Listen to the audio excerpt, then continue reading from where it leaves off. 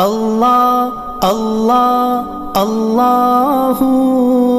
اللہ اللہ اللہ بسم اللہ الرحمن الرحیم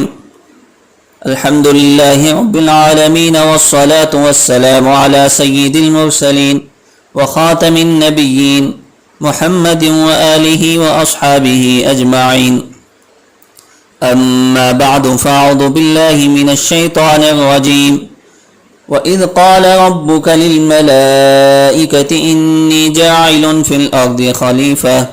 قَالُوا أَتَجْعَلُ فِيهَا مَن يُفْسِدُ فِيهَا وَيَسْفِكُ الدِّمَاءَ وَنَحْنُ نُسَبِّحُ بِحَمْدِكَ وَنُقَدِّسُ لَكَ قَالَ إِنِّي أَعْلَمُ مَا لَا تَعْلَمُونَ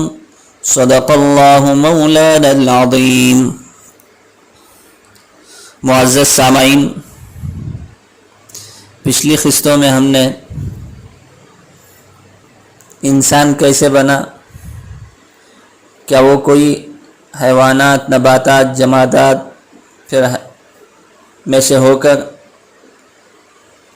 دھیرے دھیرے وہ انسانی شکل اختیار کیا، یا خدائے ذوالجلال کے حکم سے بنایا گیا، اس کی تفصیل ہم نے قسط نمبر 1 میں آپ کے سامنے بیان کی۔ دوسری قسط میں اللہ کا حکم تمام فرشتوں کو ہوا، اس میں سے ابلیس نے اللہ کے حکم کو نہیں مانا، یعنی سجدہ تعظیمی بجا نہیں لایا، جس کی وجہ سے اللہ کے ہاں سے کیسے مردود ہوا اور انسانیت کو بہکانے کی اللہ کے ہاں کیسے اس نے قسم کھائی، مہلت مانگی، اس کی تفصیل کچھ بیان ہوئی۔ ویسے حضرت آدم علیہ السلام اور اسی طرح ابلیس کے واقعے میں بہت ساری عبرتیں ہم تمام کے لیے ہیں، اسباق ہیں، سبق ہیں۔ جو قرآن کا اصل مقصود ہے، صرف قصے بیان کرنا مقصود نہیں ہے، اس سے حاصل ہونے والی عبرتیں یہی اصل خلاصہ کلام ہے۔ پہلی اللہ کی حکمت اور اس سے حاصل ہونے والا سبق اور اس کی عبرت یہ ہے کہ اللہ تعالیٰ کی حکمتوں کے بے شمار راز ہیں، اور کوئی بھی ہستی کا اللہ کے کتنے ہی مقرب ہو، اس کے لیے یہ ناممکن ہے کہ اللہ کے تمام رازوں پر واقف ہو جائے، بھیدوں پر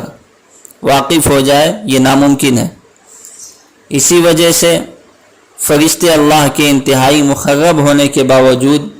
حضرت آدم علیہ السلام کی خلافت اور دنیا میں ان کو روئے زمین کا خلیفہ بنائے جانے کی حکمت سے آشنا نہ ہو سکے، یعنی پوری حکمتیں اللہ کی وہ سمجھ نہ سکے، اور جب تک معاملے کی پوری نوعیت فرشتوں کے سامنے بھی نہیں آئی، وہ اللہ میاں سے انسان کی پیدائش پر گویا کہ یہ کہتے رہے کہ یہ زمین میں خون خرابہ کرے گا، لیکن اللہ کی مصلحت اور حکمت دوسری چیز تھی، وہ جان نہیں سکے۔ دوسری چیز اس سے حاصل ہونے والی یہ ہے کہ اللہ کی توجہ جب کسی معمولی سے معمولی چیز پر بھی ہو جاتی ہے تو وہ شخص اور وہ چیز بڑے سے بڑا مرتبہ اور بہت بڑی بزرگی اس کو حاصل ہو جاتی ہے۔ آپ دیکھیے، حضرت آدم علیہ السلام مٹی کا پتلا محض تھے، لیکن اللہ نے اپنے حکم سے روح پھونکی، پھر اللہ تبارک و تعالیٰ کی چھوٹی سی توجہ پر، مختصر سی توجہ پر اللہ نے حضرت آدم علیہ السلام کو اپنا زمین میں نائب اور خلیفہ بنایا۔ اور تیسری اہم خصوصیت یہ ہے کہ اتنی بڑی بزرگی ہوئی، مسجود ملائکہ بنے حضرت آدم، اور اللہ نے خود اپنے دست قدرت سے حضرت آدم علیہ السلام کی تخلیق کی اور اپنے امر کن سے ان میں روح پھونکی، لیکن اس کے باوجود، اتنی بڑائی بزرگی ہونے کے باوجود، جلالت شان ہونے کے باوجود، بشریت اور انسانیت کا وہ نقص ان میں باقی رہا، جس کی وجہ سے ان پر نسیان طاری ہو گیا اور بذریعہ حوا وہ وسوسے میں مبتلا ہو گئے हवा को वसवसे में मुब्तला किया गया, इब्लीस ने मुब्तला किया, उसके बाद उसका नतीजा क्या हुआ? अल्लाह ने फरमाया ज़मीन पर उतर जाओ। तो तबई कमज़ोरी इंसान में मौजूद है। चौथा हासिल होने वाला सबक यह है, इंसान जितना भी ख़ताकार हो, अगर सच्चे दिल से और नदामत और तौबा के साथ अल्लाह की तरफ मायल हो तो अल्लाह की रहमत का दरवाज़ा उसके लिए खुला हुआ है और अल्लाह के दरबार में कोई नाउमीदी नहीं है। इसी वजह से अल्लाह तबारक व तआला ने कुरान मजीद में इरशाद फरमाया, ला तक़नतू मिन रहमतिल्लाह, कि अल्लाह की रहमत से नाउमीद ना हो जाओ। तो इस वजह से अल्लाह की रहमत से कभी भी नाउमीद नहीं होना चाहिए। और इससे हासिल होने वाला पांचवा सबक यह है इसी के ज़िमन में कि इतना गुनाहों पे ढीठ भी नहीं हो जाना चाहिए कि अल्लाह के दरबार में गुस्ताखी और बगावत कर बैठे।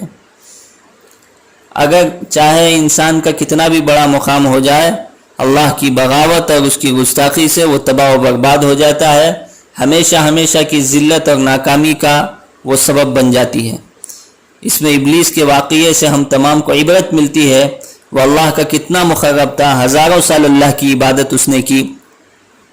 और पलक झपकने के बक़दर भी अल्लाह की नाफरमानी नहीं की और काफ़ी इल्म भी उसके पास था, लेकिन जब उसने अल्लाह के हुक्म की गुस्ताखी और बगावत की तो उसका क्या हश्र हुआ वो हम तमाम के लिए इबरत है। और इसी तरह एक ही मरतबा नहीं, कई 100 मरतबा हम तमाम के लिए इबरत है। तो इस वजह से इंसान को चाहिए जितना भी बड़ा मुक़र्रब हो, जितना भी बड़ा नेक हो, अल्लाह की बगावत और उसकी गुस्ताखी और गुनाहों पर जुर्रत इंसान को नहीं करनी चाहिए। अल्लाह ताला से दुआ है कि अल्लाह तबारक व ताला हम तमाम को बंदगी के साथ ज़िंदगी गुजारने की तौफीक नसीब फरमाए, आजिज़ बनकर और अल्लाह को पहचान कर ज़िंदगी गुजारने की तौफीक नसीब फरमाए। आमीन व आखिर दावाना अनिल हम्दुलिल्लाहि रब्बिल आलमीन।